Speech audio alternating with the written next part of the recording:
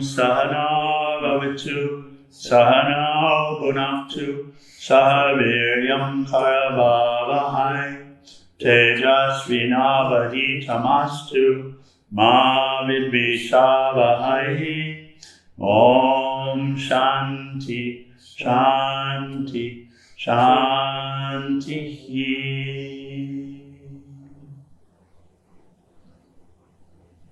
Ambalo Sakura Shivananda Maharaj Ki Jai for all the saints and sages of all the traditions. Jai.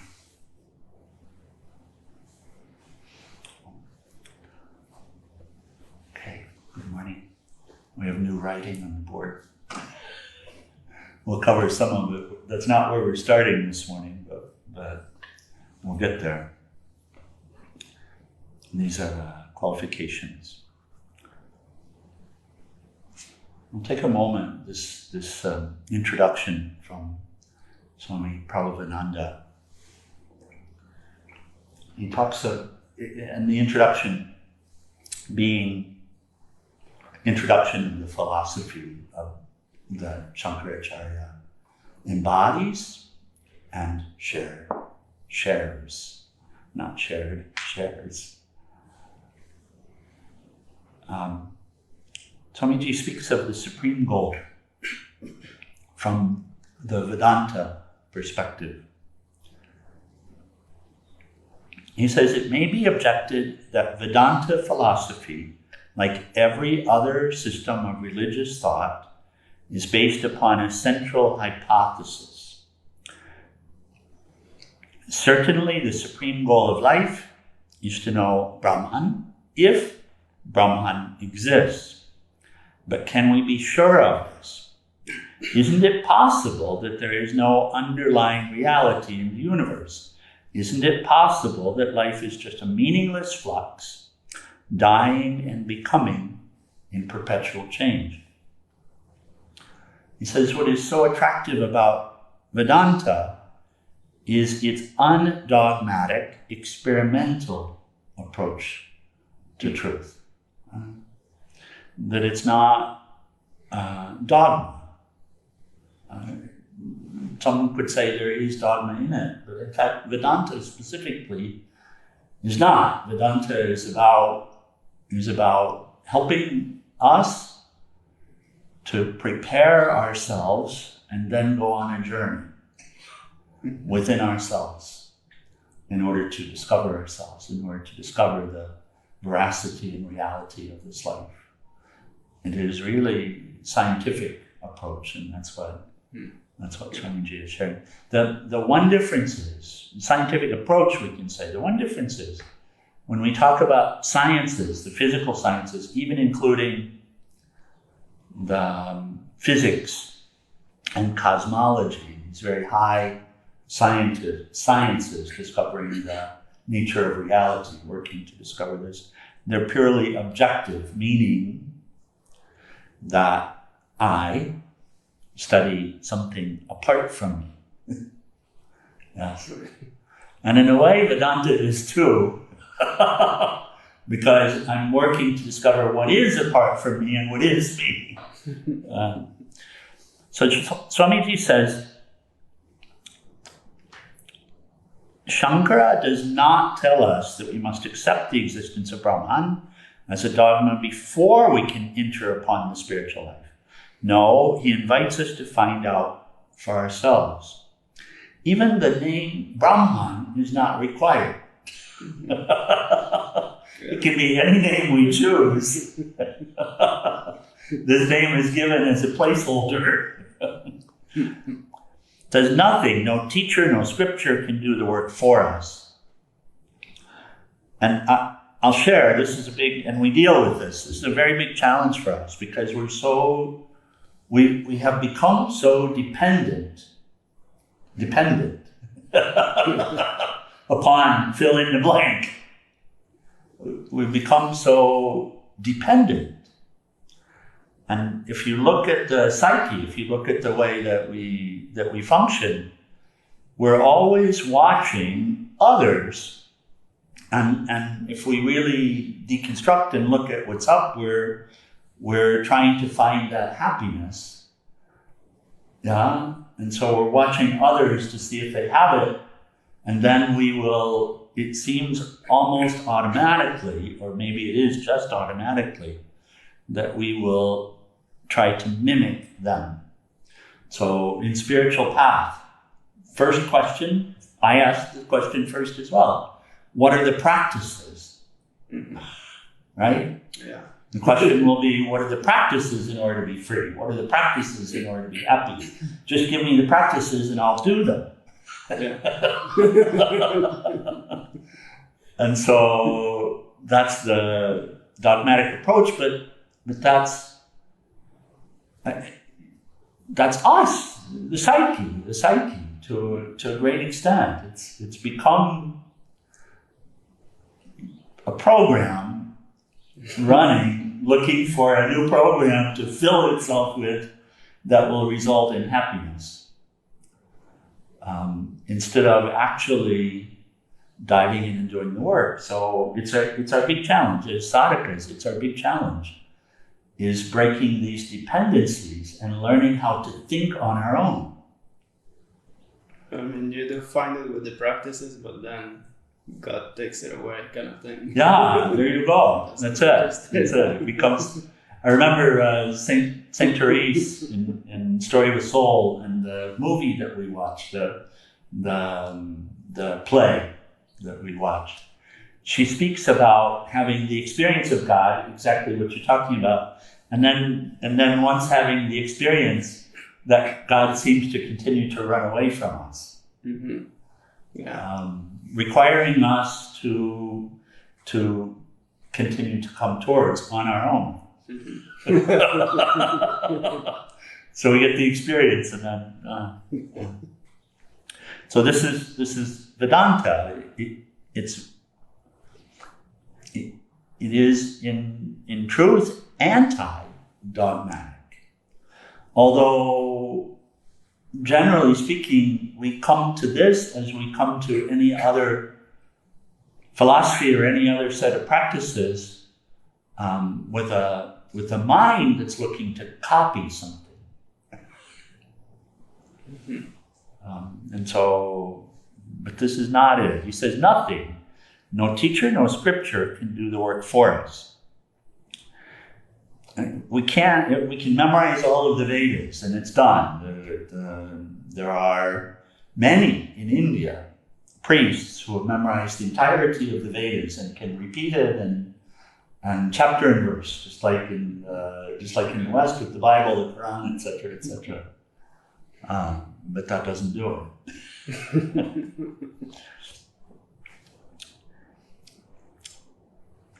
Teachers and scriptures are merely encouragements to personal effort, but as such, they can be very impressive.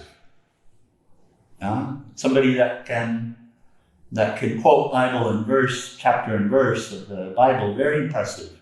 Mm-hmm. And to the objective mind, it seems they know because it's very impressive. Right. But Vedanta is not this. He says, imagine that this is a lawsuit and that you are the judge. Try to listen impartially to the witnesses on both sides. Consider the witnesses for Brahman, the seers and the saints who claim to have known the eternal reality. Consider their personalities, their words, the circumstances of their lives. Ask yourselves, are these ones liars or hypocrites or are insane, or are they telling the truth? Compare the great scriptures of the world and ask, do they contradict each other or do they agree? Then give your verdict.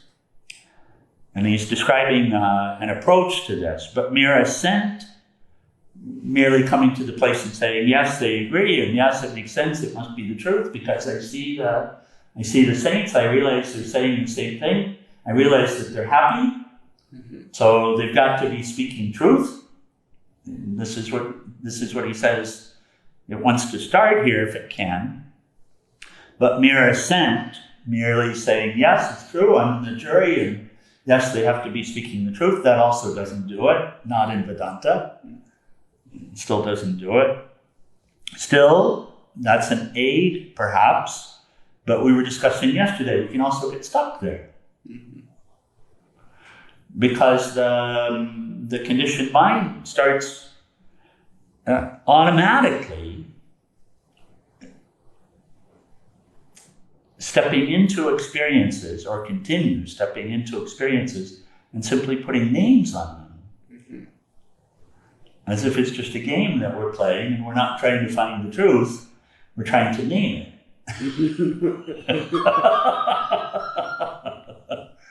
Turiya. Then it's Turiya.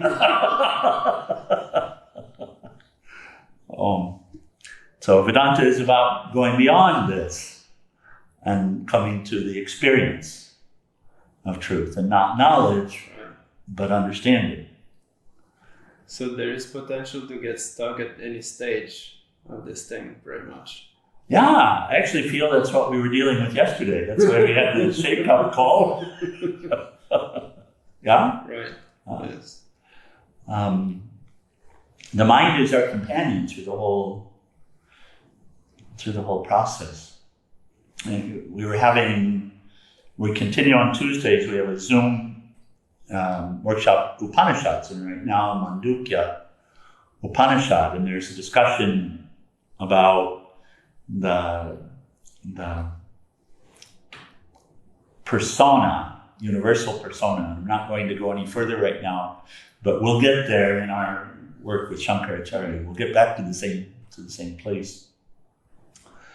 And there's a name for it, and there's a name for the different experiences, such as waking state, dream state, deep sleep state. There's a name for them.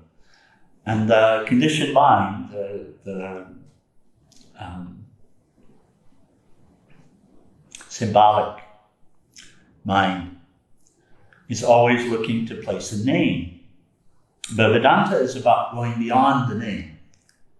It's not about memorizing something. This is the point. And so the approach to study of Vedanta, as we step into Shankaracharya's work, the approach wants to be and needs to be a very personal approach. And we'll start talking this morning about the qualifications of the student, which is most important in terms of having an understanding of it. Not the names, although we're using names, but to really, with as clear a mind as we can have in this moment, to develop an understanding of what are the qualifications, and in order to understand, not know, but understand, in order to experientially understand, in order to come to this place where we ourselves experience the bliss of self and have an integrated, lived understanding of what it is, and a lived understanding of what is here, then we're still on the path. So in Vedanta, it's said that in the study of Vedanta, or study of this highest truth, what is said to be the highest truth, in order to discover if it is the highest truth, the process is said to be Shravana, Manana, Nididhyasana. And again, words. Shravana is listening. Listening. Manana, contemplation. Nididhyasana, meditation, we could say, but really it's deeper than that. Really, the intention behind this is to live it, is to put it into practice, put the teaching into practice. So we listen. And of course, the first challenge that we have is that when we try to listen, we just hear ourselves. This is what we were dealing with yesterday. There's even an state, with study of Vedanta, often there's excitement that comes in the mind, like I know what this is. And all it's doing is it's wanting to bring forward a name. What's the right name for the experience? And now we're not actually listening, you see. We're not listening to what's being shared. We're not listening to the sage. We're not listening to Shankaracharya. At that point, we're listening to our own ideas, our own conditioned mind. So listen, and the qualifications touch on this. How to listen?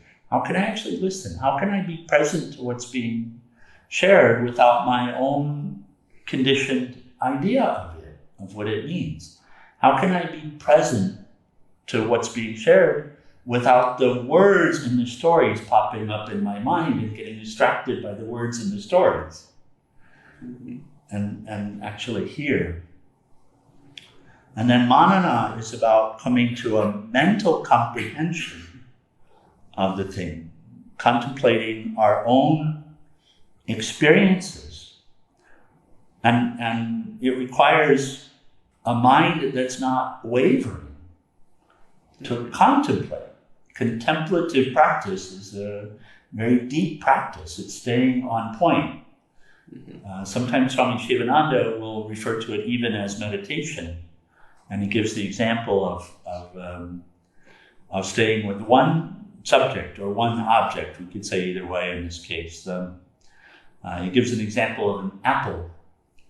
And he says, keeping the mind on the apple. And the contemplation is the color of the apple, the texture of the apple, the taste of the apple, the composition of the apple, all of this. But if we go to the tree, we're off. So manana is this type of contemplation where we stay on the subject. And yes, we look at our experiences, but only as it relates to the matter at hand.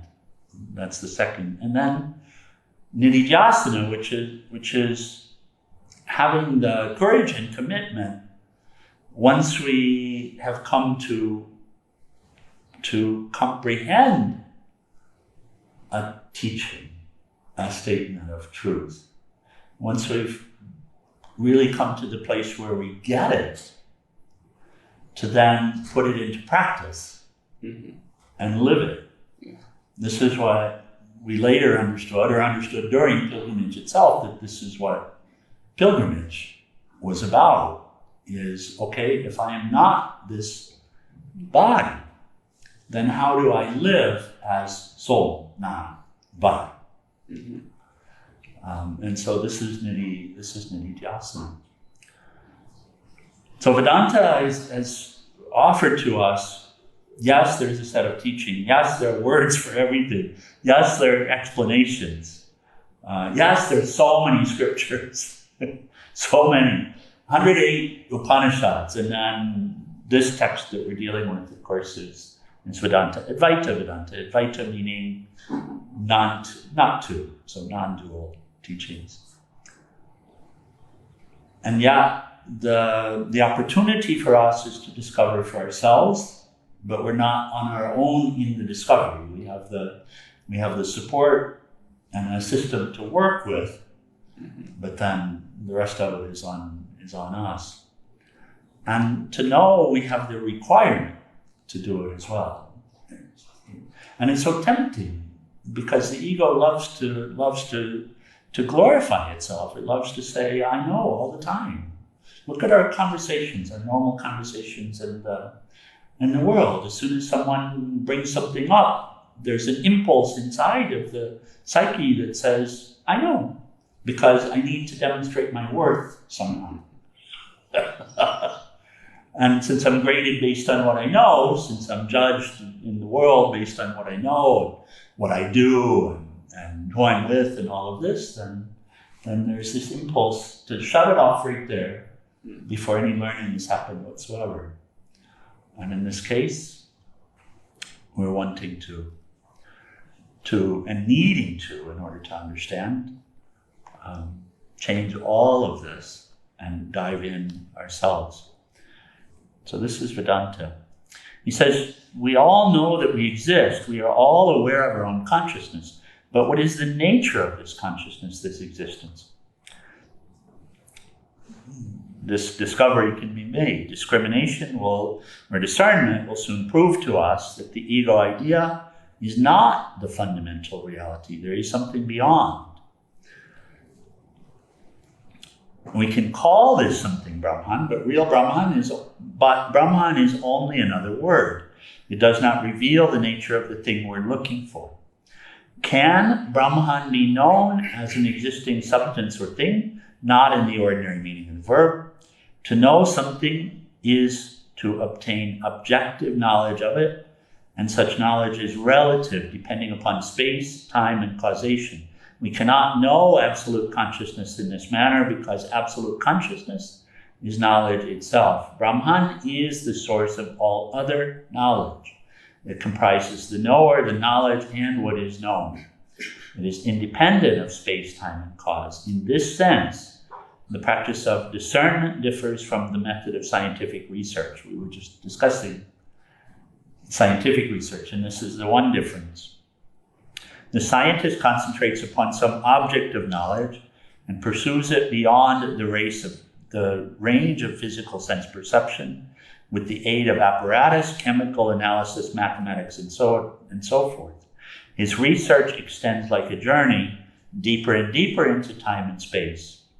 The religious philosopher is trying to annihilate time and space, the dimensions of the ego idea, and thus uncover the reality which is nearer and more insistent than the ego, the body, or the mind.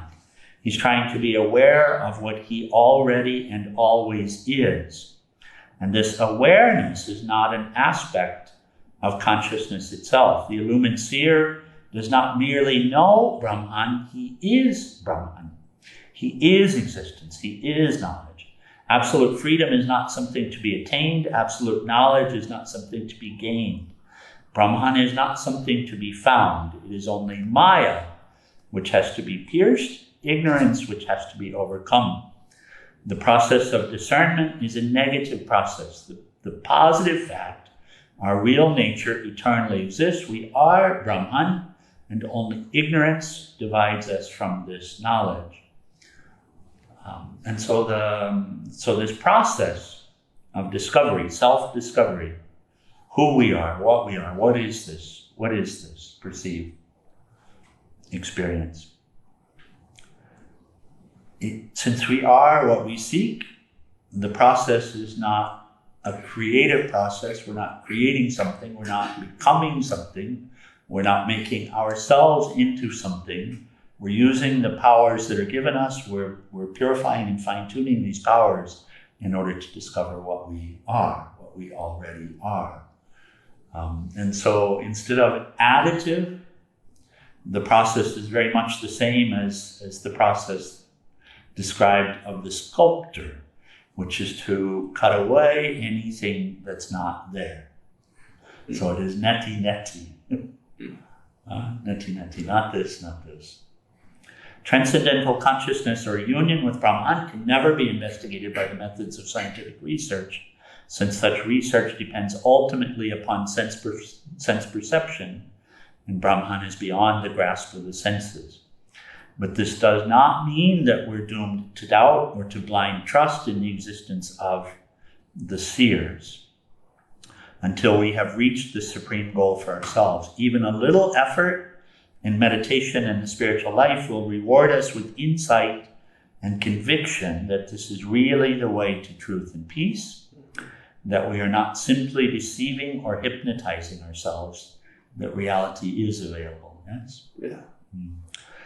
We shall have our ups and downs, of course, and our moments of uncertainty, but we shall always return to this conviction. No spiritual gain, however small, is ever lost or wasted.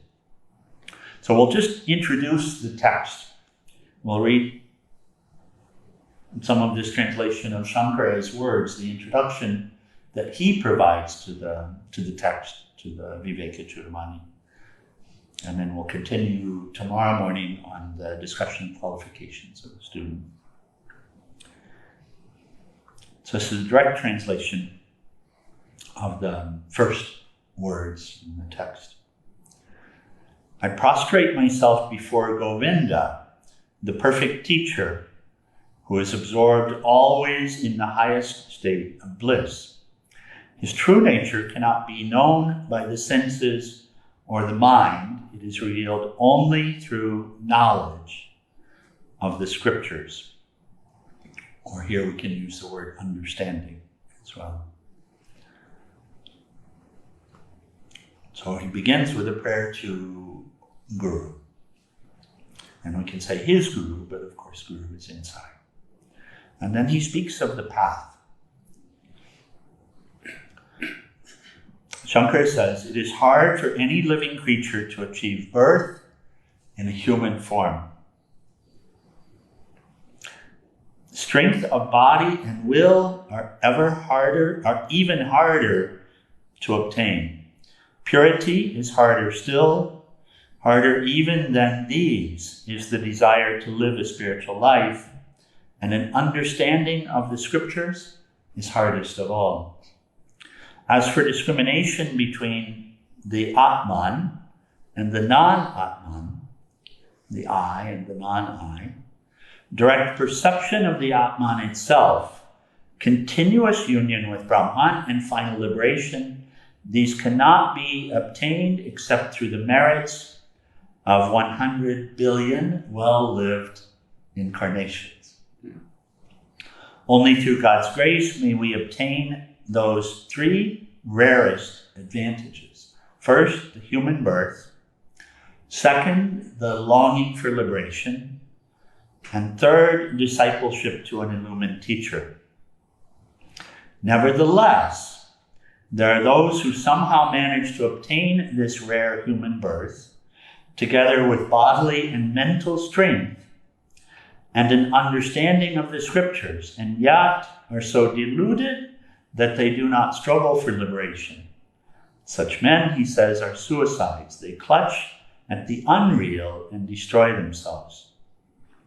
For what greater fool can there be than the man who, as man, person, of course, who has obtained this rare human birth, together with bodily and mental strength, and yet fails through delusion to realize his own highest good. Men may recite the scriptures and sacrifice to the Holy Spirits. They may perform rituals and worship deities. But until a man wakes to knowledge of his identity with the Atman, liberation can never be obtained. No, not even at the end of many hundreds of ages. The scriptures declare that immortality cannot be gained through work or progeny or riches, but by renunciation alone. Hence it is clear that work cannot bring us liberation. Therefore, let the wise man give up craving for pleasure in external things and struggle hard for liberation. Let him seek out a noble and high-souled teacher and become absorbed wholeheartedly in the truth which is taught him. And we'll stop there. We can discuss 2 points here that he raises. First is the rarity or the grace which has to have been received in order to be in this situation in life. Because of delusion, only because of delusion, we have this notion that the human life is the only real life. That as being in this human body, when we look around the world, we tend to dismiss every other life as unimportant. Pets or something like this. Yeah. Our planet is a plant that we care for and we eat. Mm-hmm. Everything has to have a purpose for me, the human. And yet, if we step back for a moment and to the deep knowing which is in us, that I am soul, we realize that this life has been an evolution that we're constantly learning. And the masters in the Eastern tradition certainly will share with us that we've been learning for a long time, that we in this journey began in much more fundamental, elemental life forms and moved into this human experience. And so Shankaracharya says at the beginning that this human birth is hard to attain. There are today, I think now we've reached 8 billion humans in the world. When I was walking, there were 7, so maybe we're just close to 8, but that seems quite something. I think 7.4 billion was the number when I was walking pilgrimage. So 8 billion, which is a lot. But now, how many crickets are there? How many grasshoppers? How many ants? How many dogs and cats? How many cows? How many pigs? Yeah? How many blades of grass? How many trees? How many leaves?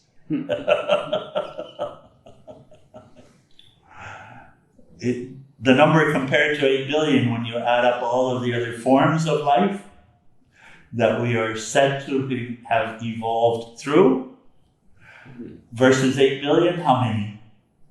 Trillions? Yeah. Gazillions. And so, and why the human birth? Why would one long for human birth? I mean, the human experience, we have this great hope as a child, but there's so much misery in this human experience. It seems that we get moments of happiness that kind of break up the prolonged suffering of the experience.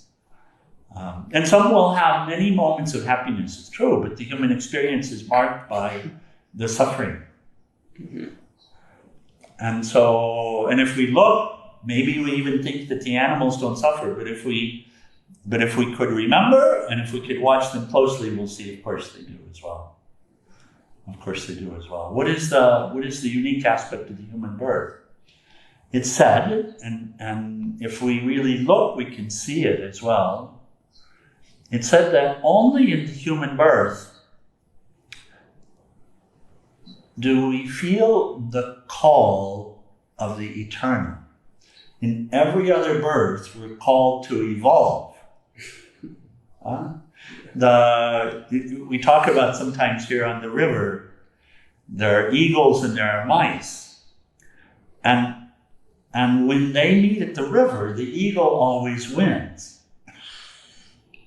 Finally, the mice may run away, but eventually, and if it's not the eagle, it's going to be Lakshmi, the cat.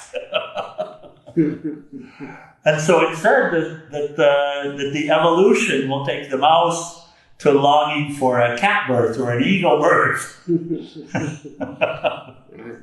So they want what's higher, but only in the human birth do we feel the calling of the eternal. Do we get called to this question, who am I really? Yeah?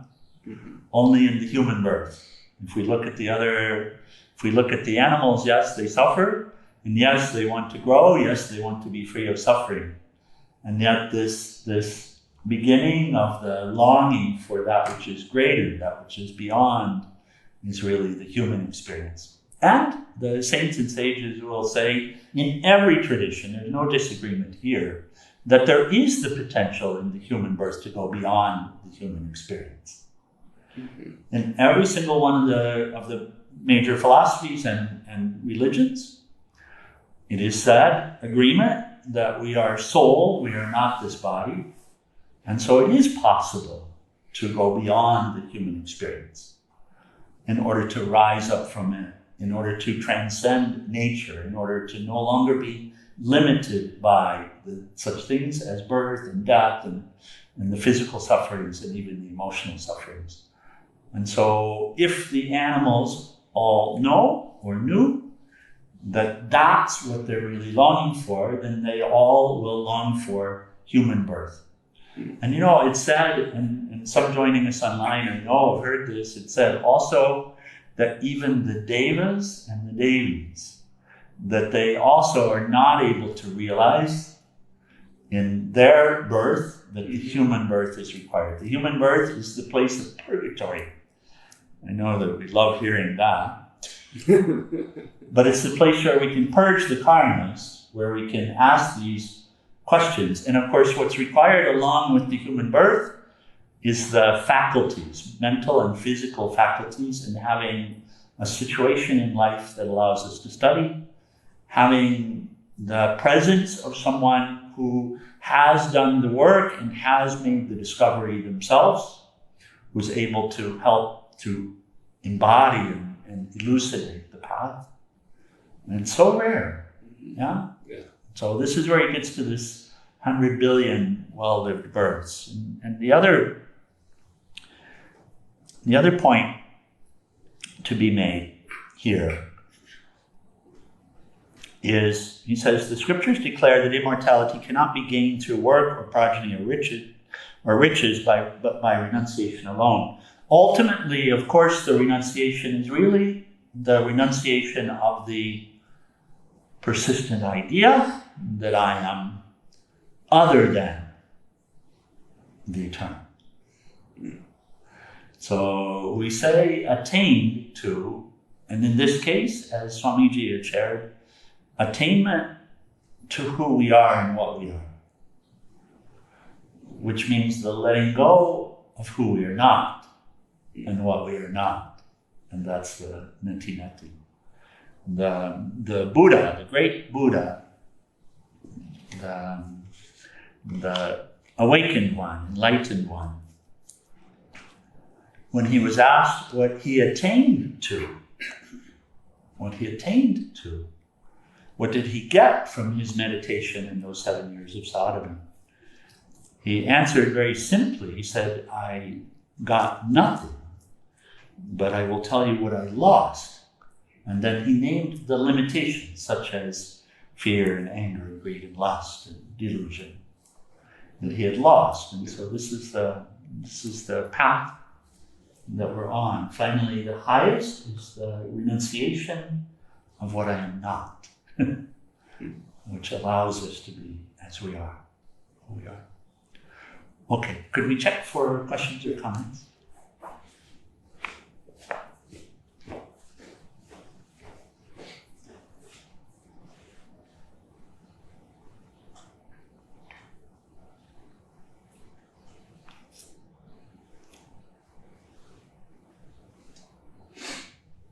So Michelle saying, your words on Sunday soothed my soul. I am so grateful for you, beloved.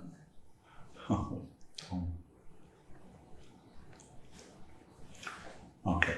Hari, any question or observation that you would share before we close with final prayers? Maybe I have a question about the qualifications. You can ask the question, but we'll get to them tomorrow. Okay. But go ahead and ask the question. So the question was, because I was reading the Bhakti Yoga Sutras. Oh, Narada Bhakti Sutras? In the Bhakti Sutras, it's explaining like for each different path, there are different requirements. Yes. And those ones described here, like you described for the Jnana. That's correct, yes. That's exactly what this is. Okay, that's what it is. Okay. That's exactly what it is. It's for the four paths. The four paths, yeah. Each have their own qualifications. Different qualifications, yeah. Some would say that the path of Jnana Yoga is the highest. Some would say that. Although, interestingly enough, the Jnani attains to devotion. So it could be argued.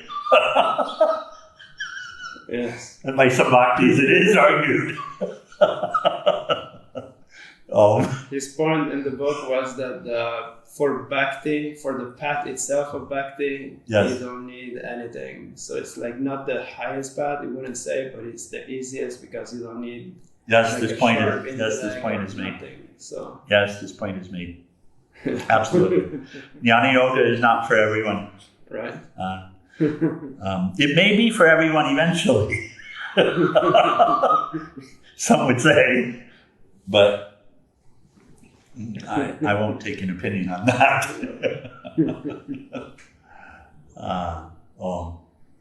We will say that freedom requires absorption of the mind. We can say that for certain. Yes. Freedom requires absorption of the mind, or absorption of the mind is freedom. And this absorption of the mind is said to be complete with all-pervading self-knowledge, self-realization, God-realization. Then it is said to be complete. And so it is. Okay, we'll close then. Final prayers in Arati, page 156. And we'll have the full final prayers in Arati. Om Trayambakam Yajamahe Sugandhim Pushtivardhanam Orvai Rukameva Bandhanan Mrityor Mokshiyamam Mritat Om Trayambakam Yajamahe Sugandhim Pushtivardhanam Orvai Rukameva Bandhanan Mrityor Mokshiyamam Mritat Om Trayambakam Yajamahe Sugandhim Pushtivardhanam Orvai Rukameva Bandhanan Mrityor Mokshiyamam Mritat Om Sarvesham Swastir Bhavatu Sarvesham Shantir Bhavatu Sarvesham Purnam Bhavatu Sarvesham Mangalam Bhavatu Sarve Bhavantu Sukhinaha Sarve Shantu Niramaya Sarve Bhadrani Pashyanto Ma Kashi Dukapakave Asato Ma Satkamaya Tamaso Ma Jyotirgamaya Mrityor Ma Amritangamaya Om Purnamida Purnamidam Purnamudashyate Purnasya Purnamadaya Purnameva Vasishyate Om Shanti Shanti Shanti. O adorable Lord of mercy and love, salutations and prostrations unto thee. Thou art omnipresent, omnipotent, and omniscient. Thou art Satchidananda. Thou art existence, knowledge, and bliss absolute. Thou art the indweller of all beings. Grant us an understanding heart, equal vision, balanced mind, faith, devotion, and wisdom. Grant us inner spiritual strength to resist temptation and to control the mind. Free us from egoism, lust, anger, greed, hatred, and jealousy. Fill our hearts with divine virtues. Let us behold thee in all these names and forms. Let us serve thee in all these names and forms. Let us ever remember thee. Let us ever sing thy glories. Let thy name be ever on our lips. Let us abide in thee forever and ever. Ambalo Sakri Shivananda Maharaj Ki Jai for all the saints and sages of all the traditions. Jai.